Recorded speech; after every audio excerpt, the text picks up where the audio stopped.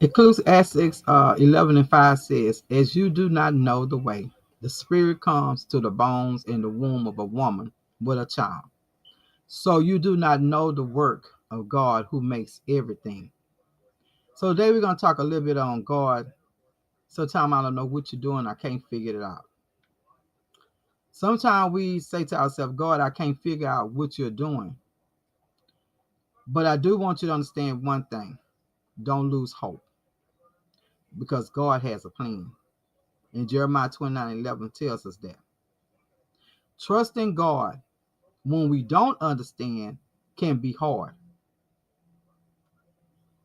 There has been many times in our lives when God has brought us to a place where we have nothing else to do but to trust Him. Sometimes you can't move. Sometimes you don't have no control over it, which you don't have none. Sometimes you may not even understand it. But guess what? I learned how to trust God.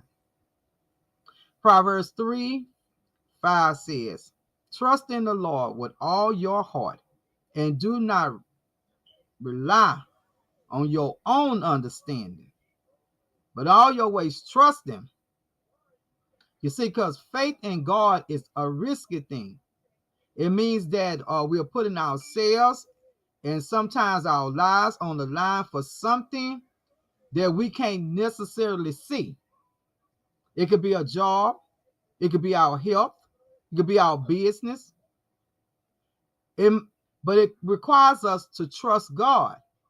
And we don't, and then when we don't understand how He will provide the next payment rent, maybe, or the next car note, whatever it is, no matter what it is, faith requires risk. Because I can remember as a child when I was growing up to be an adult, there were many times in life, and I know you have experienced this also. We never understood our parents' rules. Some of us thought that they were too strict, they was too hard on us, and we grew to be a little resentful of how much freedom that our classmates, our other friends had. And we didn't have that in the household.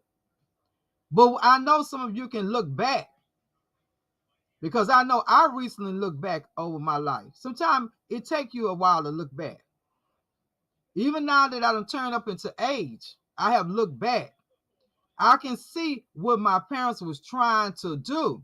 They were trying to install in us a good work ethic.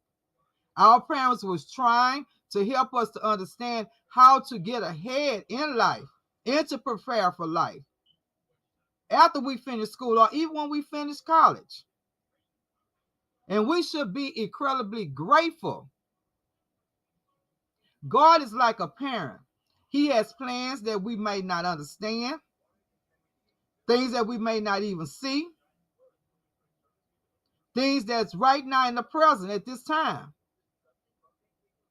But that does not mean that God's plans are not good. That does not mean that what He's putting us through right now doesn't matter. We don't have to understand God's plan to trust Him. We just have to trust God to understand His plans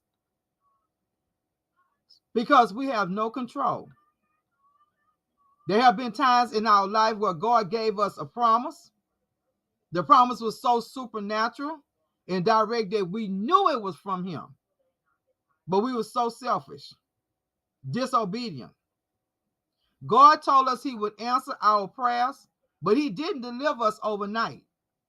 Maybe it took some time, but God didn't delay it, did He? To Him, years are like days. God answered at the right time, and God's time is always the right time. If He would have answered sooner, some of us would have been what? In deep trouble. God saw the things that we did not see, and He allowed us to learn things that we would not have learned if we just didn't wait. There are reasons for trials. There are reasons for tribulations and unanswered prayers. Sometimes we have to admit that we don't know the exact reason that God has answered yet. However, what He says, He already knows. Proverbs 3 and 5 tells us, it say, trust in the Lord, like I already said. Lean not to your own understanding. Because right now I'm talking, it's something personally for me too, personally for me. I had to believe in such a thing as, I don't believe in delayed prayers. I don't. But there was a time in my life where I had to trust God.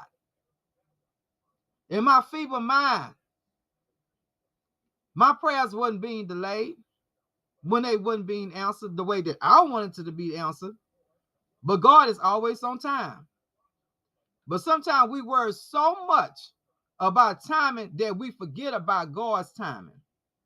Sometimes as believers, God is going to take us through some difficult roads to work through us, to work in us, no matter how hard it is. But we have to just continue to trust him, no matter how hard it may be. Just remember to pray these words. Let God's will be done.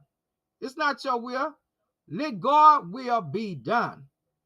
God is not like man. Will redeem to be long, short term for God. 2 Peter 3 and 8 tells, but do not overlook this one fact, beloved, that with the Lord, one day is like 1,000 years, and 1,000 years is like one day. So I say unto you today, don't give up hope. Keep on trusting God.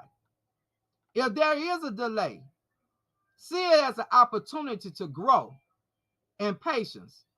God uses his delays to teach us to trust him more fully and to submit more thoroughly through his lordship in our lives.